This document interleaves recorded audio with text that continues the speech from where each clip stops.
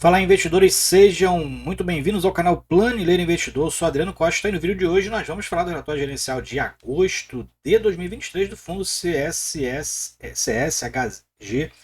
Renda Urbana, é o HGRU11, fundo aí de renda urbana, como o próprio nome já diz. A gente vai ver aqui o seu relatório gerencial e também fazer uma análise financeira aqui pegando seus informes trimestral e mensal, como a gente tem feito em alguns FIIs aí nesses dias, ok? Então fique conosco. Se você gosta desse tipo de assunto, se inscreva no canal, ative as notificações, deixe o seu like, é tudo de graça, mas você ajuda muito a gente aqui no canal. E também vou deixar esse relatório gerencial na descrição do vídeo, também o link do nosso grupo do Telegram. E se você quiser ser membro do canal e ajudar a gente aí com a contribuição, e você terá uns benefícios aí, veja lá no canal, tá na raiz do canal. Vamos lá então, agosto, HGRU11, bom, fechou agosto aqui como a gente já vê, né, com os números iniciais a 132,56, mas aí em setembro sendo negociado a mais de 137 reais, tá? E o valor patrimonial da cota, ó, 123,50.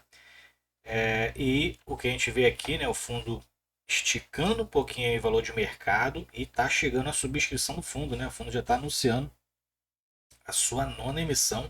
Inclusive a gente vai falar sobre o pipeline aí, qual é a pretensão dessa nona emissão. Um fundo de mais de 2,4 bilhões de valor de mercado, mais de 205 mil cotistas. Eu não sou cotista do HGRU. E se você é, então compartilhe com a gente aí, tá bom? Nos comentários qual o percentual da sua carteira, o que você acha do fundo. E deixe o seu like aí. Todos os meses a gente procura aí acompanhar o HGRU11. Tem um tempo que a gente não fala aqui nele no canal, mas deixe o seu like aí que a gente avalia, né? Sempre a possibilidade de dar continuidade no acompanhamento do fundo. Ele que anunciou seus rendimentos de agosto, pagos em setembro, 85 centavos por cota. E total da ABL hoje dele, na área bruta locável, 432 mil metros quadrados, dividend yield dele está em 7,7% e a alavancagem dele está atualmente em apenas 4%. E a vacância física em 0,9% e zero de vacância financeira. Bom, comentários aqui do gestor. A gente verifica aqui algumas informações referentes aí ao que o gestor apurou aí no mês de agosto, né, que ele começa com os resultados do fundo. As receitas apuradas aí foram de 19 milhões, que deu R$ 1,03 por cota, e o resultado de 5,4 milhões, 84 centavos por cota. Teve alguns impactos ali na receita também nesse mês de agosto, né, o que acontece aí até meio que recorrentemente na receita do HGR11, alguns ganhos de capital, de imóveis que o fundo aí vai alienando, né? E aí esses ganhos de capitais, às vezes pagos em parcelas, ele vai entrando aí mês a mês nas receitas do fundo. Ele teve parcelas recebidas aí da venda das lojas de Vitória e Espírito Santo, somadas aí no mês deu R$ 1 milhão, 5 centavos por cota, o que impactou também aí positivamente nos resultados.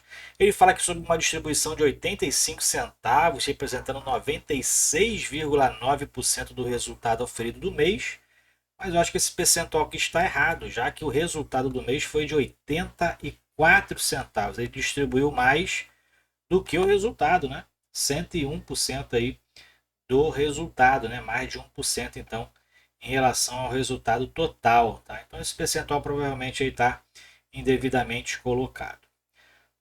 Bom, ele fala aqui sobre os reajustes contratuais, né, desse segundo semestre, e no mês de setembro, do total dos contratos que serão reajustados, 71% é no semestre, sendo que 37% será no mês de setembro, os contratos do grupo Big, né, o grupo aí de supermercado.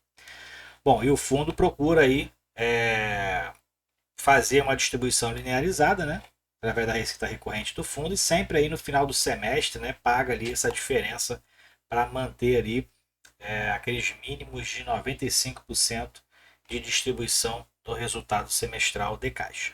Aqui ele fala sobre a nona emissão de cotas, né? Então o fundo aí já está focado nas diligências de potenciais ativos alvo, ou seja, o pipeline aí da nona emissão de cotas, e uma delas, né, é a intenção do fundo adquirir dois portfólios aí, um do Mint 11 e outro do SPVJ 11, fundo que tem uma participação imensa aí no SPVJ 11. A gente vai ver esse percentual mais para baixo e pretende então comprar a participação integral desses dois fundos. Bom, mais para baixo a gente verifica aquela lista de vendas, né, que ele costuma aí publicar, vendas das lojas pernambucanas, que são diversas, né?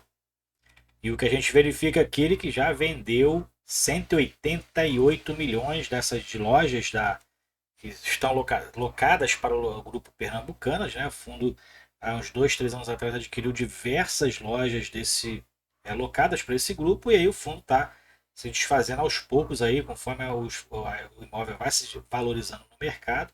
E o que a gente verifica é que o lucro por cota adquirido nessas vendas foi de R$ 3,16, e tem algumas que ainda está recebendo aqui as parcelas, né? Então teve aí lucro em todas as vendas. Bom, mais para baixo a gente vai verificar aqui a parte comercial. O fundo reduziu a vacância de 1,1 para 0,9% nesse mês, né? Que teve um contrato então celebrado lá no Dutra 107.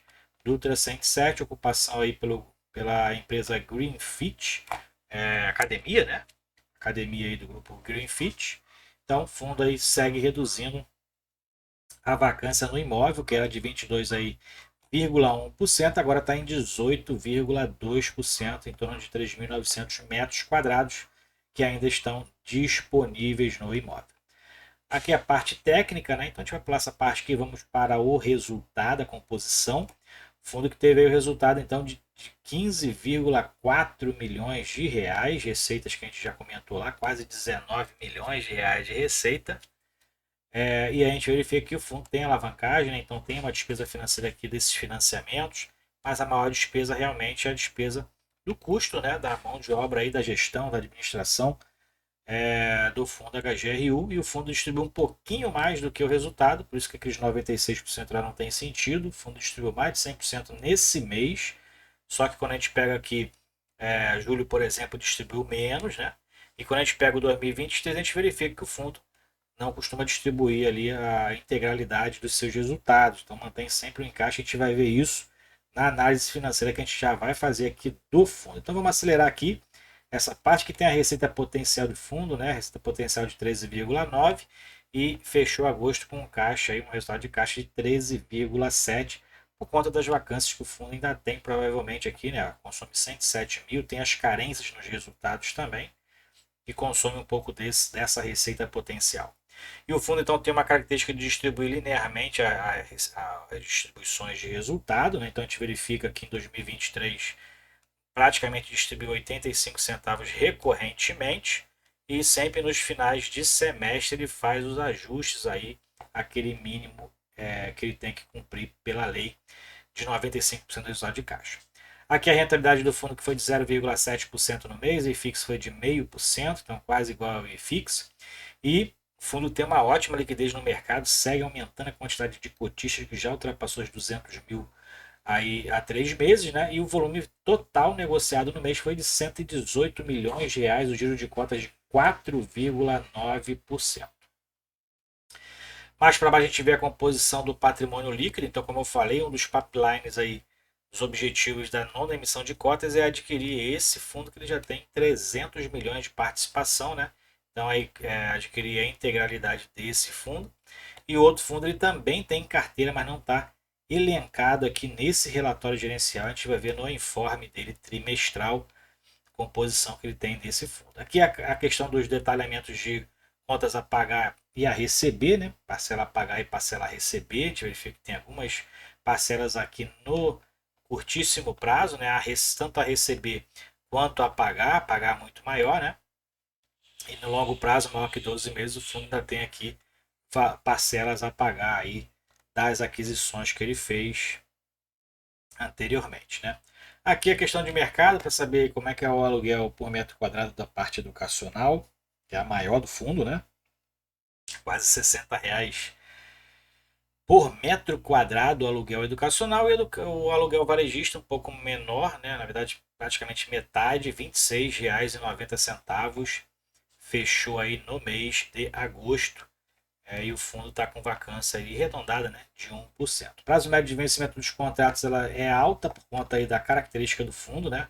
São imóveis de varejo que normalmente têm contratos atípicos e tem aí contratos mais longos. Então a gente verifica aqui que o prazo médio é de mais de 10 anos ainda, a maioria ou quase 3/4 da receita vence só a partir, começa a vencer só a partir de 2027. O principal grupo aí que loca no fundo, né, o Carrefour, 38%, depois aqui é as faculdades Estácio, né, 18,2%, a Ânima, 9,5%, Pernambucanas aqui também com uma parcela alta aqui de 18,1%. Então tem essa concentração, mas no fundo tem muitos imóveis, né? Então são características do fundo, dos fundos de varejo mesmo, uma concentração em determinado locatário, mas esse locatário tem diversos imóveis locados, né? E a gente vai ver essa quantidade absurda de imóveis que o fundo tem. Aqui é o percentual em cada setor de atuação, a tipicidade dos contratos também, como a gente verifica, ó, tem mais de 80% são contratos atípicos e a alavancagem do fundo gradativamente vai reduzindo aí ao longo dos anos, né?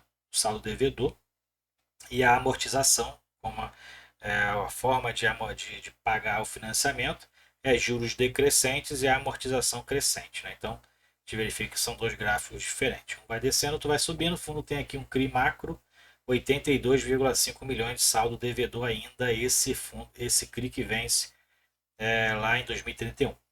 Aqui os principais assuntos, né? Depois você pode baixar o relatório aí e verificar. Aqui a lista dos imóveis do fundo, são muitos imóveis, como a gente verifica aqui, né? Varejo vestuário, educacional, né? Varejo alimentício, então são muitos imóveis realmente que o fundo tem na sua carteira, principalmente do grupo pernambucano, acho que ele segue vendendo aí, né? Alienando os imóveis de acordo com o que ele vai se valorizando. Bom, aqui então a gente encerra aqui com o patrimônio líquido do fundo, né, a evolução dele e outras informações do fundo que tem desde abril de 2018. Vamos partir então lá para o informe trimestral, fazer uma análise rápida aqui dos números, tá? Então aqui é a lista dos imóveis, é um pouco diferente dos informes que a gente viu dos fundos de CRI, né, de crédito. Então os imóveis, os fundos de imóveis, né, real estate, eles tem aqui a lista dos imóveis dentro do seu patrimônio, dos seus ativos, né? Aqui é os contratos, como eles estão divididos através do tempo. A distribuição também por indexador contratual, né? E aqui os ativos financeiros, onde ele tem aqui os fundos de investimento, os CRIs que ele tem na carteira, a gente verificou lá dentro da composição do patrimônio do fundo que ele tem FI, tem uma participação relevante no SPVJ, que é esse fundo aqui, ó, e tem mais de 300 milhões e participações menores nos outros fundos de investimento. Tem aqui o FI Campos Faria Lima, né? BBPO, aquele fundo de agência, o JFLL, fundo de residencial de alto padrão, KNP, muito conhecido, o Mint, que ele está querendo adquirir integralmente, então ele tem uma participação de 7,8 milhões. Tem aqui o o RBED, né, o Educacional, o Rio Bravo Educacional, e esse aqui eu não conheço, ele tem 884 mil reais. E outros CRIs que ele tem na carteira também, que compõem aí os seus ativos, tá? Aqui são sociedades de propósito específico, isso aqui não está detalhado dentro lá do relatório, deve estar composto dentro de alguns outros ativos, né? Tem aqui essas participações aqui menores, não relevantes, né? R$ 1.000 aqui, R$ 1.000 ali, então participações até irrelevantes, né? E aqui a disponibilidade do fundo. Hoje ele tem ativos mantidos para necessidade de liquidez, ou seja, aquela de necessidade de liquidez imediata, quase 60 milhões de reais dentro aí das suas disponibilidades no ativo.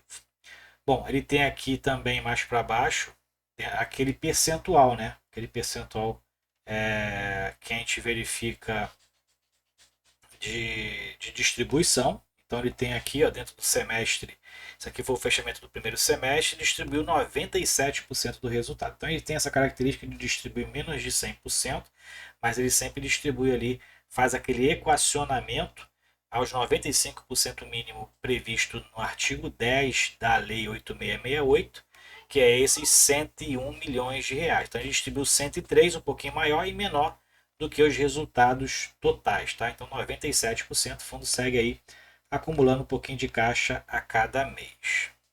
Bom, indo para o informe mensal, o último informe mensal, a gente verifica aqui então que o fundo encerrou os ativos com necessidade de liquidez com 52 milhões de reais. Então utilizou aí os recursos de caixa para investir ou gastos aí que não estavam previstos. E a gente vai dentro ali dos resultados, a gente viu que não distribuiu resultados ali muito acima, né, ali do que foi auferido no mês, então não tinha essa redução tão relevante, né? E o fundo tem aqui valores a receber de 30,9 milhões, né? São os aluguéis de competência de agosto que vão ser recebidos em setembro, provavelmente, né? 17,4 milhões. Esses são os valores a receber das vendas dos imóveis que segue recebendo aí parceladamente e outros ativos aqui, outros valores a receber. Ok? Então é isso aí, relatório gerencial e uma análise, pequena análise financeira aqui da situação do HGRU11, fundo segue saudável aí, recebendo seus aluguéis, né? Uma pequena vacância aí de menos de 1% e tá um pouco esticada agora no mercado, né? Um pouco acima aí, na verdade mais de 10% acima do seu valor patrimonial. Então não entro no fundo agora de jeito nenhum, né? Esperar aí o momento certo, se for interesse de entrar nele por conta do preço de mercado, ok? É isso aí, compartilhe com a gente então seus comentários também aí, suas sugestões, suas opiniões sobre a HGRU11. Espero que vocês tenham gostado do vídeo. Fiquem com Deus, até o próximo vídeo. Tchau, tchau.